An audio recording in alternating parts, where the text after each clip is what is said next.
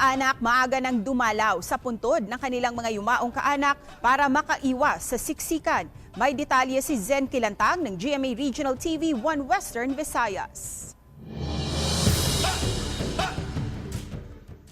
Marami nang bumisita sa Roman Catholic Cemetery sa Dagupan City para magtirik ng kandila sa puntod ng kanilang mga yumaong mahal sa buhay. Sinamantala na rin ng karamihan ang paglilinis at pagpipintura sa mga nitso.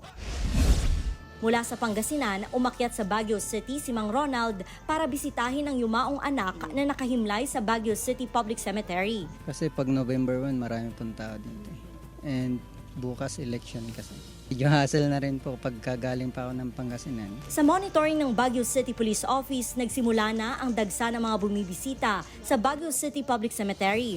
May mga nakatalagang pulis sa gate ng sementeryo, bukod pa sa mga nag-iikot sa loob. May mangilan-ngilan na ring dumadalaw ng kanilang mga kaanak sa Pasakaw Public Cemetery sa bayan ng Pasakaw, Camarines Sur.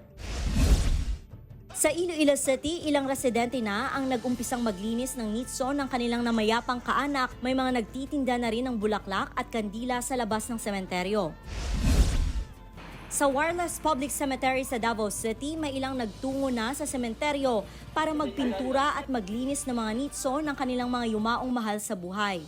Wala pang impormasyon sa ngayon kung kailan dadalaw si dating Pangulong Rodrigo Duterte sa libingan ng kanyang mga magulang sa naturang sementeryo na halos taon-taon niyang ginagawa tuwing undas. Sa General Santos City, mapapansin na rin na may mangilan-ngilan ng mga residente ang bumisita sa puntod ng kanilang mga mahal sa buhay. Sinisiguro naman ng otoridad ang seguridad sa loob at labas ng sementeryo. Dagsa naman ang mga pasahero sa Batangas Port nitong weekend. Umabot pa sa labas ng passenger entrance ang mga biyahero. Pumalo sa mahigit 35,000 na ang pasaherong umuwi sa iba't ibang probinsya simula Biyernes hanggang kahapon. Aabot na sa 123,000 na pasahero ang dumaan sa mga pantalan sa Cebu simula Biyernes, October 27 hanggang Sabado, October 28 ayon sa Cebu Ports Authority.